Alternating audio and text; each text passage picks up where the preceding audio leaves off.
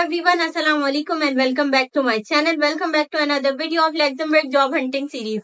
Thumbnail से आप लोगों को पता लग गया होगा 80 यूरोज में लग्जमबर्ग का वीजा। अब ये कोई क्लिकबेट नहीं है, ये कोई फ्रॉड वीडियो नहीं है। इस वीडियो में मैं आप लोगों को पूरा बताऊंगी कि कैसे आप 80 यूरोज में, चाहे आप इंडिया से हो, पाकिस्तान से हो, बांग्लादेश से हो, 80 यूरोज में आप कैसे लग्जमबर्ग मूव कर सकते हैं। ठीक है, बहुत सारी टाइप के वीजाज होते हैं। आज की इस वीडियो में मैं आप लोगों को थ्रू प्रॉपर चैनल बताऊंगी कि क्या प्रोसेस है। कोई भी आपका एजेंट इन्वॉल्व नहीं होगा इसमें, कोई एम्बेसी। अगर आप लोग ये कहते हैं ना कि लग्जमबर्ग की एम्बेसी तो पाकिस्तान में है नहीं, बेल्जियम एम्बेसी डील करती है, और अगर आपके पास ये सारे डॉक्यूमेंट्स होंगे, आप जाके ये एम्बेसी में देंगे, आपका वीजा 100% लगेगा। ठीक है, शर्त यह है कि आप उस क्राइटेरिया पे पूरा उतरे। आज की इस वीडियो में मैं आपको पूरा बता दूंगी।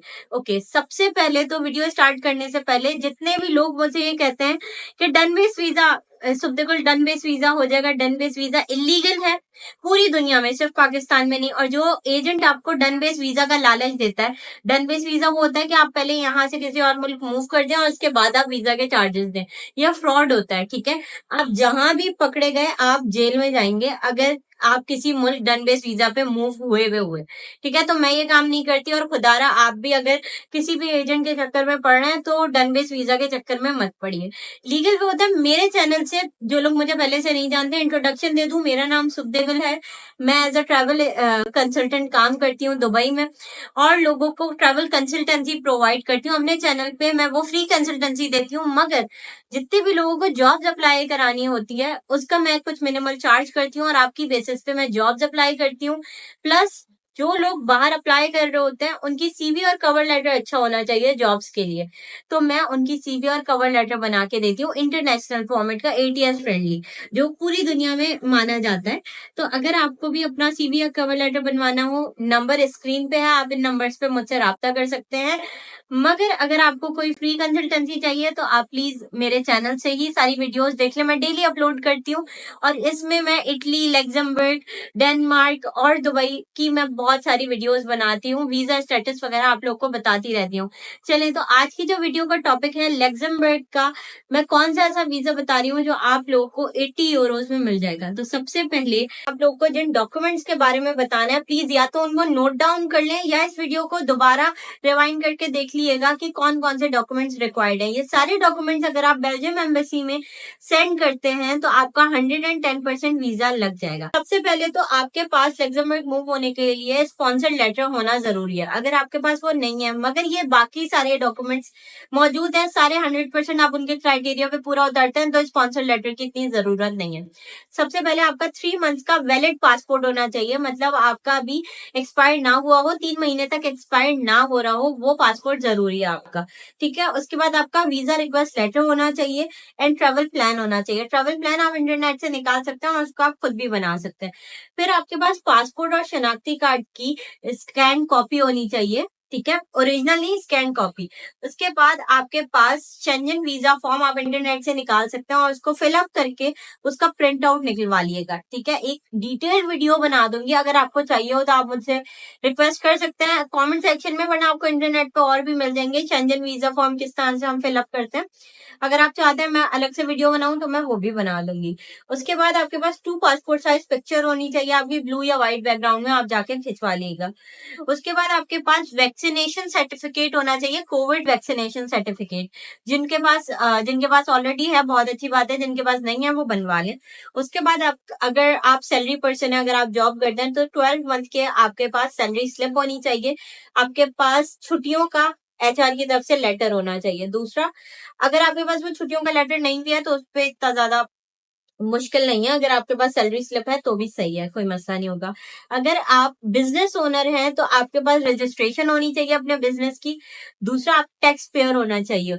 जैसे मैं हूं, मेरी सैलरी पे पूरा 2.5 लाख टैक्स लगता है, 2.5 लाख टैक्स लगता है मेरी अपनी सैलरी पे।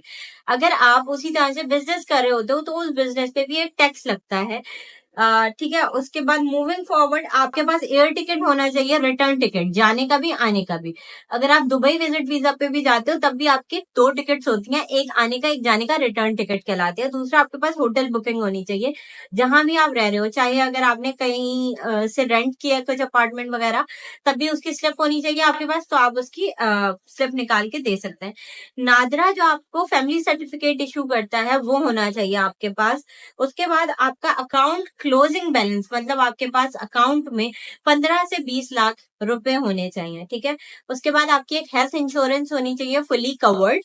अब ये सारी रिक्वायरमेंट है टूरिस्ट वीजा की। जितने भी लोग यहाँ से टूरिस्ट वीजा पे वहां जाना चाहते हैं, विजिट वीजा पे, आपके पास आपके पासपोर्ट पे एक स्टैंप लग जाएगी लग्जमबर्ग की। दूसरा, वहां जाकर जॉब्स ढूंढ सकते हैं, आपको अदर अपॉर्चुनिटीज है, आप वो एक्सप्लोर कर सकते हैं। 80 यूरोज आपकी वीजा फी है, दैट्स इट। उसके बाद आपने बस एम्बेसी में वो फिलअप कराना है, आपका इंटरव्यू होगा and then you need to move forward. आपको सब कुछ वहां से गाइडेंस मिल जाएगी। अब जितने भी लोग वर्क वीजा में इंटरेस्टेड है, वर्क वीजा कोई एजेंट नहीं देता। जो कहता है कि हम आपका वर्क वीजा लगा देंगे वो फेक होता है। सीधा सा तरीका ये है, आप यहाँ से बैठ के जॉब्स अप्लाई करते हो। सही जो वेबसाइट्स होती हैं जहाँ पे मैं अपने चैनल पे डेली अपलोड करती भी हूँ, तो वहां पे क्या होता है कि आपको एक कंपनी जो कि फॉरेनर्स को ही हायर कर रही होती है, आप वहां से अपनी जॉब्स अप्लाई करते हैं, वो आपको हायर करते हैं, आपका कोई उसमें पैसा नहीं लगता। थोड़ा बहुत अगर खर्चा आएगा तो वो भी आपका लीगल ही वे होता है, इसमें कोई ऐसा मसला नहीं है।